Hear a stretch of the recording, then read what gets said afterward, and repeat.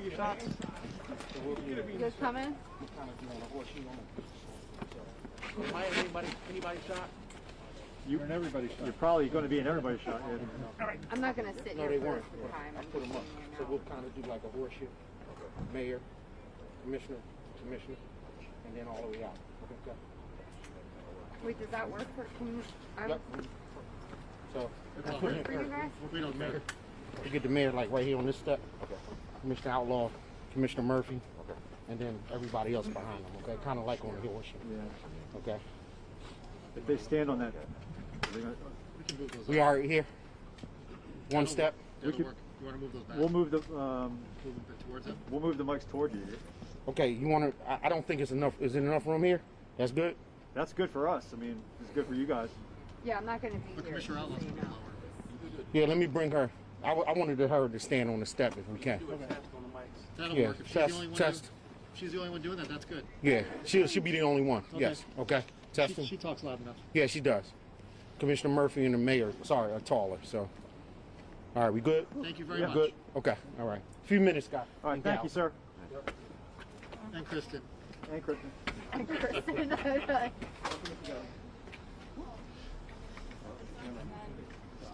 No, I can't. Just want a blanket or something.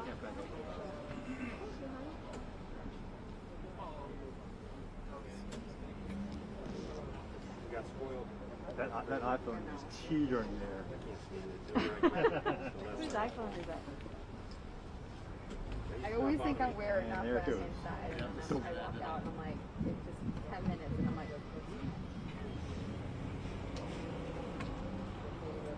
I know it doesn't help you if you're HYY, right? Yeah, I I am. know it doesn't help you, but I'm at least going to record on that. Like, okay, you guys. See. Perfect. Yay! No, don't move it. You're good. No one touch anything. Don't breathe. Yeah, he better not kick that. They might kick it. Bring it. You might want to bring Can it you forward. bring it 'cause they more are gonna upright, stand or? up. Trying to sit on the That's good. thing. That's good right there. Yeah. Oh. Kind of. There they go.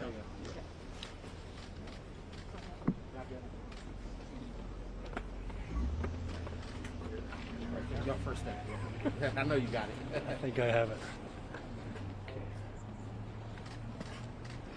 Hold on 1 second there. Sorry.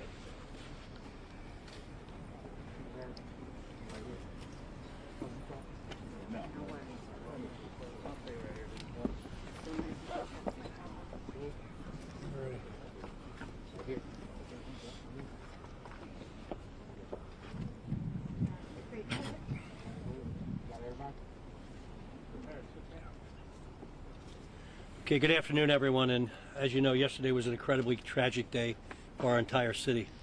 Yesterday morning, as you know, the Philadelphia Fire Department responded to a fatal house fire on the 800 block of North 23rd Street in the city's Fairmount neighborhood. We are devastated by the tragic loss of 12 lives, including 8 children. Our thoughts continue to be with the families and the loved ones of the victims. I really cannot express how unimaginable this is for loved ones.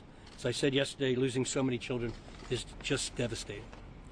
I want to thank our fire department and first responders for their quick response to this fire and their ongoing work on the scene. These public servants have been working around the clock supporting folks during this difficult time. We are investigating this horrible incident, and we will continue to provide updates as available. The city continues to respond to this tragedy with every lever we have available, and we continue to provide support needed for survivors, friends, and family who are still processing this tragedy. We're also thankful for support from federal partners who are standing with us today, who provide support in major fire incidents like this. This is difficult for all of us and especially challenging for our kids. Please know that resources for those who are grieving and in distress are available through the Healthy Minds Philly and the Department of Behavioral Health and Intellectual Disability Supports.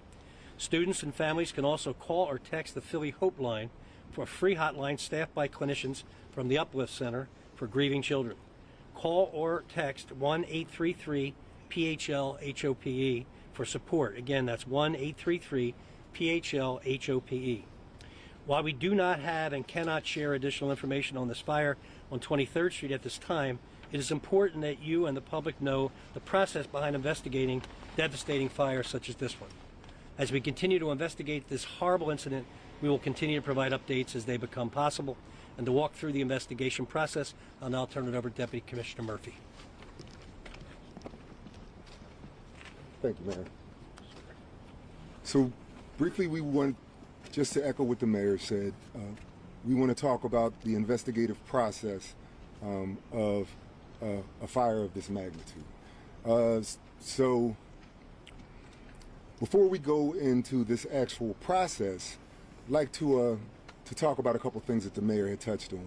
So just as we have emotional and mental support mechanisms in place for the youth, for the neighborhood, for the citizens, we also do the exact same thing for the members of the Philadelphia Fire Department and our partner agencies, Philadelphia Police Department, Office of Emergency Management, and so on. We all are affected in some way, shape, or form by this tragedy, and we wanted to make sure that immediately after this terrible fire happened, that we started engaging those mechanisms. For the Philadelphia Fire Department, that's the Employee Assistance Program that's in place for the Philadelphia Fire Department, and also the Office of Emergency Management, and also Local 22's peer support counseling and the chaplaincy program. So those mechanisms are in place so that we can get that and make it available to our members if necessary. So behind me are the agencies that are working through the investigative process right now. We have the Philadelphia Fire Department's Fire Marshal's Office, represented by Chief Merrigan, and the Philadelphia branch of the ATF, represented by Special Agent in Charge Matt Verisco. So they're going to walk you through a process that takes place when a job like this happens. As the mayor said, we can't really discuss an ongoing investigation, but they can talk about the process. Other than that, I will step aside and let Chief Merrigan discuss the process. Thank you, Commissioner. You're welcome. My name is Deputy Chief Dennis Merrigan, Philadelphia Fire Department. I am the Fire Marshal for the city. I supervise the Fire Marshal's Office. I don't have to tell you the impact of a fire of this magnitude. We all understand that at this point. What I can tell you is this is a resource-intensive investigation. It's an exceptional time, manpower, staffing, equipment, commitment to get to the origin and cause of this tragedy.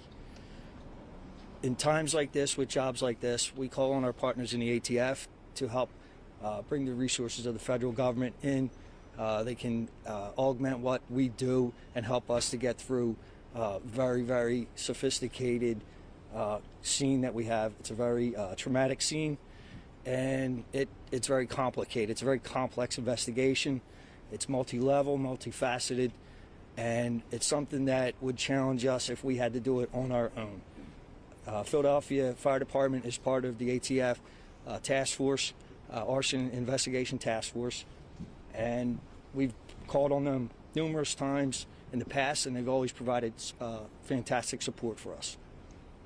With that, Special Agent in Charge Verisco, say a few words.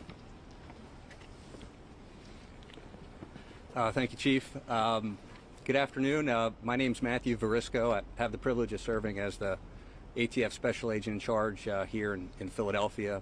Before I make any comments, I would just like to pass along our condolences to the family of the loved ones that were tragically killed yesterday in the fire scene that we're here to discuss. I also want to commend the phenomenal work of the Fire Department, the City of Philadelphia Fire Department, and the City Police Department as well, the Philadelphia Police Department, for their tremendous work in a very, very challenging environment, and really where there was a mass casualty event with a tremendous amount of loss of life. The ATF, through our partnerships here, through the Arson Explosive Task Force, works daily, day in and day out, with our counterparts here to provide fire and explosive expertise on scenes like this. This scene, in that sense, is really no different.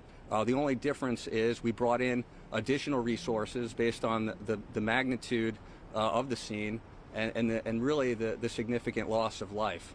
And when I say additional resources, not just special agents, but fire protection engineers, electrical engineers, and ATF special agents that are trained in the specific science of determining how a fire started and really, where it originated. And those agents are part of a team, a national response team, and they travel, unfortunately, across the United States to investigate scenes such as this. But ultimately, this is a team effort, and through the resources we brought in, and the detectives and the fire marshal investigators, I know that we will hopefully be able to provide a specific origin and cause to this fire, and to provide some answers to the loved ones and really to the city. On behalf of the Department of Justice, I can assure you that there will be no expense spared and no resource not allocated to this specific scene based upon the tragedy that occurred here in the city. With that, sir, I'll turn it back over to you. And Matt, you said you had the arson task force here. Why would an arson task force be here? Well, sir, when I say arson, I mean fire and arson. First, we have to determine that a crime occurred, which at this point we're not at that stage or at that place. It's an ongoing investigation, and the fire investigators, both through the fire department and the ATF agents, first have to identify what the specific cause of the fire was. So that's what we're doing here. When I say arson task force, I only mean to say that is the name of the enforcement group that has oversight over that specific jurisdiction. Yeah. Fire witnesses that were in there, the survivors that were able to tell you at least what they saw, what they experienced, what they think could have happened, correct? Well, ma'am, unfortunately at this time I'm not going to comment on what witnesses have said and/or what we are doing, except for the fact that they're collecting data. In formulating an opinion as to what occurred, we're going to follow the scientific method.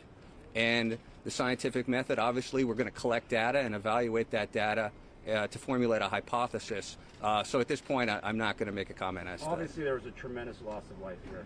But you talked about, I think this gentleman talked about the challenges. So what's more, obviously, besides the tragic loss of life, what's more challenging to bring you in for this fire? Obviously you talk about multi-level, multi-units, but can you walk us through what some of those challenges are that you had to be brought in? Well, sir, as I said, there is a task force that operates daily here in the city. So when I say we brought in additional resources, it's really to ensure that the proper attention and the proper respect is given to those that lost their lives, and to ensure that there's really no stone left unturned.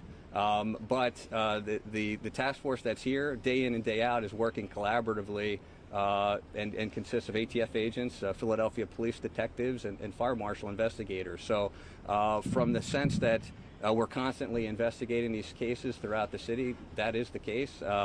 But based upon the significant loss of life, we wanted to ensure that all resources were brought to bear. Mr. Carrasco, we understand. Mr. Carrasco, we understand that 12 people died, and what's the number of those who survived in the upstairs unit, not the downstairs unit? I'm going to turn that over to the fire marshal. Okay, so I just want to get that number. And do we know if all those people were permanent residents in that one apartment, or if some were visitors? And if that is, what does the city ordinance say about the number of people who can live in one apartment? So we're not prepared at this time to give specific numbers. That's part of the investigation. We will find out. We'll have to compare the code. We have investigators from HUD that are here today. We're collecting records, and we're still in the records and information gathering mode at this time. We'll put that together, and then when we arrive at some concrete conclusions, we'll release that information. Can you just tell us mention how many whether or fire not, alarms there were total in the building and how many were on each floor? No, I can't. and can you let us know whether or not there was a fire escape? There is no fire escape in this structure. This structure is what we consider ordinary construction. It would be, in any other respect, a single-family occupancy. So there's no real. The building was not constructed to have a fire escape. The Pennsylvania code does list that there must be a fire escape for every building, correct? I'm not sure. I haven't seen that. I haven't read that code. Down on government website. Right. Some of the residents said that, you know, they live on the second floor, third floor, because some of those places are triplexes. And if a fire breaks out on the first floor, there's no way for them to get out except jumping out the window. Is that a flaw in the city's work? That's a question. That's a question that would be better directed to license and inspections. Are they here? I don't know if we have a record. I don't believe they're here. Can you give us a sense of? No comment on that. Can you give us a sense of at least where you're looking, where your focus is, No, I whether can't. it's the second floor? We're where evaluating everybody the saw entire flames? structure. I'm sorry? We're evaluating the entire structure at this time, and when we get to that point, we'll make that information available. When it comes to fire alarms, when it comes, This is a tier 1 federal investigation, and that's a part of the reason why we brought in the national response team.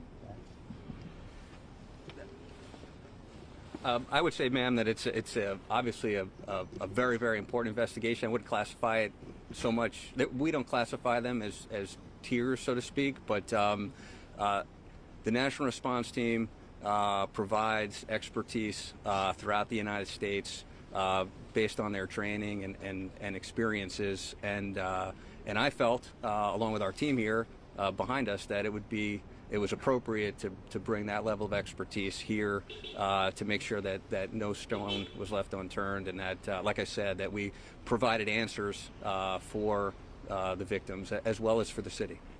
For clarity, did you say that you have not ruled out arson? Well, sir, as I said, we're in the process of examining the entire scene. So as it pertains to this investigation, it's ongoing. I mean, have you not ruled it out, or have you ruled it out, or you have not ruled it out? Sir, we haven't ruled anything in or out. The purpose, and I'll explain, just the reason we brought in an electrical engineer is because we have to eliminate all potential ignition sources within a building. Obviously, electricity flows through a building and is a potential ignition source. So as the agents and engineers are conducting the investigation, it wouldn't be appropriate to comment on what's been ruled in or ruled out because we're in the process of conducting the investigation. This can shouldn't I take ask you. you about smoke detectors? So if a fire, say a fire, just goes so fast moving, the flames are so intense, and can they just burn these smoke detectors? So when you guys arrive on scene, they're not operational. Can you talk about some of the scenarios that can happen in a fire if it's fast moving and the flames are so intense and really consume the building? We're not going to get into hypotheticals right now. You know, obviously from the intensity of this fire, there are a lot of things that are possible, and the investigation will determine what has or hasn't happened. We're not going to speculate on theoretical, scenarios. It's just not appropriate. Do we know if these smoke detectors are using lithium batteries that are tamper-proof and can last like up to 10 years? So we can't really comment on the smoke detectors that PHA put out. There are existing smoke detectors that have lithium-ion batteries that are 10-year battery smoke alarms. Now, please just understand that the reason that we asked you folks here today was to talk about the investigative process. And they've already stated they can't talk about an ongoing investigation. So if there's really no questions about the process, as more information comes to us at the proper time through their investigation, we will address that. But as of right now, on a normal house fire, if the press comes out and asks questions and it's still under investigation, what do you always get? Under the investigation of the fire marshal's office, right? So right now, we wanted to do better than that because it deserves more than that. So we just wanted to let you know that this is how the process goes, and this is what we're engaged in right now. As things change, you will be updated. But with smoke detectors, can we ask you on these lithium, just in general with smoke detectors? So these lithium smoke, smoke detectors, they're tamper-proof, but I'm told that there's a kill switch on them. And some say if someone hits that kill switch, that basically disables the entire. Is that true? Chad, I can't speak to that. But you're an expert on smoke detectors, right? I'm not asking about these specific ones. I'm asking in general when you have those sort of smoke detectors. On the 10-year lithium smoke detectors, I don't know anything about a kill switch, and that's all I can say about it. I don't know anything about it. What's the role of the police department? But there are certain ones. What's the role of the police department? We're done here, okay? We'll get back to you later time. We're going to end this right here, okay? We're talking about the process. Okay. We're trying to talk about the process. Wait, the rest of us though want to hear about the process. So you guys are talking about resources, right? What kind of resources? Give us just like a couple, a little bit of what the tools are, what the resources are, what the equipment is that you guys are using when you go in there and you go get everything. So that actually is a question for the fire marshal's office. But understand, and there was a question related to the ATF. What the special agent in charge was trying to describe to you is they work hand in hand with our fire marshals constantly. The ATF is always, the arson task force is always available to the fire marshal's office. When you bring in extra resources, what it allows us to do is regular fires continue throughout the city at all times. So right now, what was it? We had three fires during the day yesterday while we were investigating this. It allows him to free up some of his resources and go investigate other fires throughout the city, which we are responsible for protecting as well. And right now, that's all we have. I got it, but when you say resources, we're trying to understand what that is. Like, that's such a general term to say resources. His resources, investigators. Is that personnel? Fire is that marshals. equipment? It's fire marshals and equipment. Okay, and then as far as the equipment that you're using, I understand that there could have been some sort of like video or pictures or something that was taken. Can you just talk about? Well, we're trying to get to the what are you doing? Do you want to speak that to makes sense. I can real quick. Yeah, this will be the last question because this is part of the investigation. All right, so real fast, the fire marshal's office is going to use all the technology that we can bring to bear on every incident, especially an incident like this. In this case, we brought in some laser scanners. They scan the entire room. They're basically, if I can describe it real quickly, it's like 3D cameras, okay? As opposed to taking hundreds and hundreds of still pictures, we're going to scan the entire room. That way, it's almost like a virtual reality. We can take that scene later, process it through the computer, go back and look at the details in extreme detail, okay? That'll give us, answer a lot of the questions that we need to find out. Where was this position? How was this position? Objects, things of that sort. It also allows us to put together a much more detailed and thorough report when it's all said and done, so that when we give it to you, you'll know that we did everything that we can. Everything was uncovered to the best of our ability. Okay, the ATF has federal resources, federal dollars available to them, and they can bring some very high-tech equipment in for us, and we're taking advantage of that. And we take advantage of it quite often. Like the commissioner said, we still have to answer fires throughout the rest of the city. We're struggling with the COVID as well, and so it's an enormous help for them to bring their specialists in to take that to help lift some of the daily load off of our shoulders. Thank you, that's very helpful. Thank you. That's it. Okay, thank you. Thank you, sir. American, I'll give it to you. Yeah, it's MERRIGA.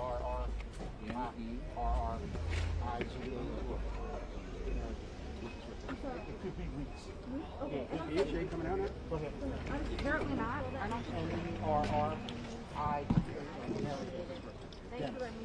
No problem. No problem. All good.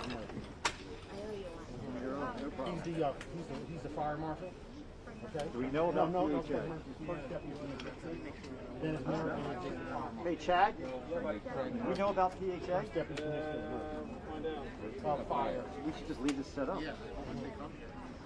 What about, no, I can